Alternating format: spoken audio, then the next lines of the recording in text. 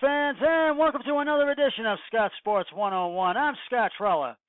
I'm sorry I couldn't be with you yesterday, but I'm back today. I had some things come up, and we'll talk Browns and NFL football. We'll talk Cavs and NBA basketball. We'll have a great moment in sports history. We'll talk Tribe and Major League Baseball. But first, here is today's Scott Sports 101 trivia question. Which player holds the NFL record for the longest interception return? I'll have the answer later on the broadcast. Well, 1 week from today, which is be in 1 week, Browns training camp gets underway in Berea, and Cleveland Browns quarterback Baker Mayfield, who has become one of the most outspoken NFL players in less than two full seasons in the league, took down New York Giants fans in a recent interview. Mayfield defended his current teammate and former Giants wide receiver Odell Beckham Jr. In an interview with ESPN published Wednesday, the second-year quarterback was quick to scold Giants fans who already questioned the three-time Pro Bowler's work ethic and character. Now, Chicago Bears Cordell Patterson has interesting thoughts on being a Super Bowl champion and contender. He's here to work, and he wants to be surrounded by people who love him and support him and allow him to be himself. And, of course, that's what all sports players want. Mayfield said, he's here to play in front of fans who actually care, who actually show up to every game and pack the stadium and love him for who he is. Excuse me. Beckham quickly became one of the Giants' most prolific wide receivers in the franchise. The receivers that the franchise has ever seen, But some of his antics on the field and off drew ire of the fans, Mayfield says Browns fans will be more welcoming to Beckham, who is largely seen as a final piece for Cleveland to see as to win the division and make a run in the playoffs. So they're gonna do that by far. In 14 games for the Browns, Mayfield threw a rookie record 27 touchdowns and recorded 3,725 passing yards. He helped the Browns to 7 wins last season. So we'll see what happens, and training camp's going to be a different ballgame because, we know Baker Mayfield's going to be back at quarterback, but there's going to be for offensive and defensive, and the defensive back and the offensive back and the middle linebackers, they're going to be fighting for jobs during that training camp in the preseason, and we will see who will make the 53-man roster and who will not, and who will be cut. So we'll see what happens during training camp and the preseason when training camp for the Browns gets underway on July 25th, next Thursday. We have some breaking NFL news. The NFL will not suspend Chiefs wide receiver Tyreek Hill following the investigation of his charges of alleged child abuse. So Tyreek Hill will participate in Chiefs training camp, which opens on Friday, July 26th. And all NFL activities and preseason and regular season games. Now, I was very shocked, and I know a lot of other people were shocked, and media sources were,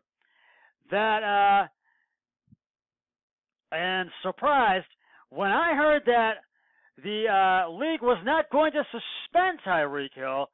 And I know I really rate this between a 10 and a 1 because it was shocking.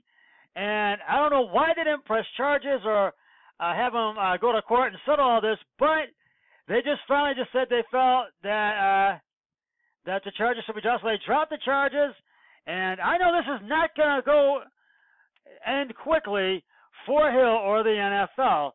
So we'll see what happens. But Hill will not be suspended. He will participate in training camp and the preseason and regular season games. So we'll see what happens. Turning now to the Cavs. Ever since Cavs rookie guard Darius Carlin was taken as the 5th overall selection in last month's NBA draft, he's reaped the benefits. Earlier this month, he signed his first NBA contract, and now he has signed a multi-year shoe deal with Nike. No teams have been announced, but the multi-year aspect of the deal clearly shows that Nike believes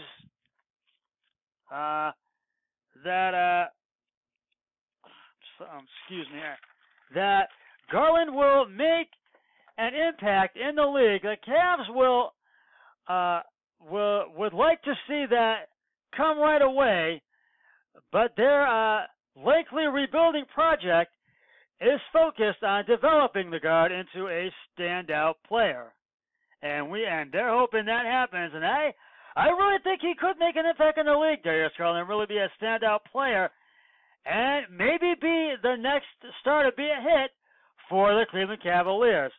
And just last week, the last of the Cavs' 3 first-round picks, Kevin Porter Jr., signed his own multi-year deal with Puma. So that was another one that signed a multi-year deal. Garland could be teaming up in the backcourt with the Cavaliers' top selection from last year, Colin Sexton. That proposed plan reportedly has the endorsement of the team's new head coach, John Beilein, though any final decisions aren't likely to be made until the team goes through training camp in a few months. So we'll have to wait and see.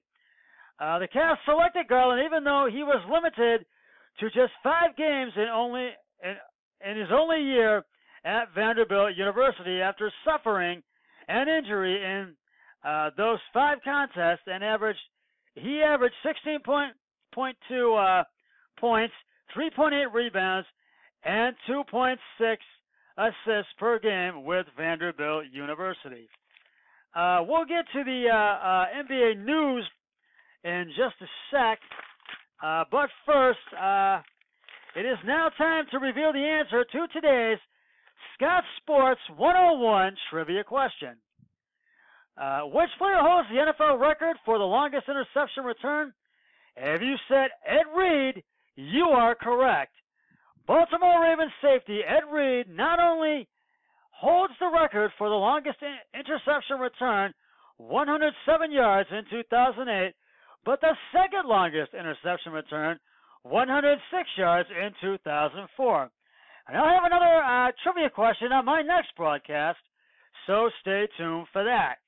Now, getting to NBA news, the Sacramento Kings have hired former WA player Lindsey Harding as an assistant and player development coach on Luke Walton's staff. Lindsey Harding worked as a player development coach for the 76ers after her 9-year WNBA career. The team also hired Stacey Ugman and Rico Hines on Friday, and that was today. Harding played 9 years in the WNBA before working as a pro personnel scout and then a development coach for the Philadelphia 76ers. She becomes the latest woman to serve as a coach in the NBA, joining others like Boston's Carol Lawson, San Antonio's Becky Hammon, Dallas Mavericks' Jenny Bosek, and the Cleveland Cavs' Lindsey Gottlieb, who was an assistant head coach on John Beeline's staff. The Kings have a history of hiring female coaches, notably Nancy Lieberman and Jenny Bosick. So we'll see how that one works out. It is now time for today's great moment in sports history, and it's an NBA great moment in sports history, and it goes back to March 2nd, 1962, and it took place at Hershey Sports Arena in Hershey, Pennsylvania. Now, before the Philadelphia 76ers the Philadelphia 76ers were called the 76ers, they were the Philadelphia Warriors. And Philadelphia Warriors star Wilt Chamberlain set a single-game record with 100 points in a win over the New York Knicks.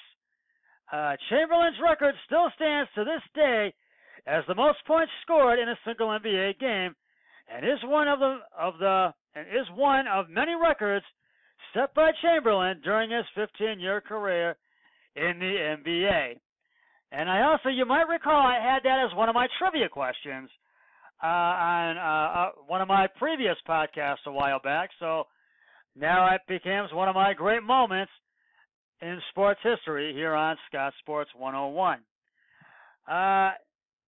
Turning over to the Tribe, after a 4-game sweep of the Detroit Tigers, the Tribe is back at it tonight, trying to make it 5 in a row, taking on the Kansas City Royals tonight at Progressive Field. Shane Bieber is on the mound for the Hill for the Tribe with a record of 4-2, and Mike Montgomery is on the hill for the Royals. The Tribe is up 6-2 in the top of the 6th, and the Tribe scored 1 in the first. They've scored 4 in the third, and 2 in the 6th. Francisco Lindor homered in the first, and Tyler Newquist and Jake Bowers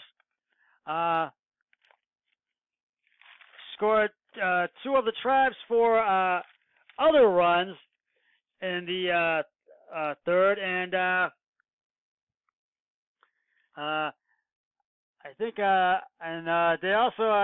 they've scored 2 of the Tribe's other runs in the third, as I've said. And we'll see if they can make it 5 in a row and hold on to that 6-2 run lead, and hopefully make it 5 in a row, and I'll keep you posted on that. In MLB news today, the Matt Harvey era was short-lived. The LA Angels of Anaheim announced Friday today they have designated the 30-year-old for assignment. Harvey was a 3.5 with a 7.9 ERA in 12 starts with the Angels this year. He signed a 1-year, $11 million deal with Los Angeles before the season, as the team hoped to recapture some of his magic from his days with the Mets. He started off well, allowing 2 earned runs in 6 innings of his first start, and it was all downhill from there. He gave up 8 runs in his next appearance and delivered just 1 more quality start in his next 11 outings.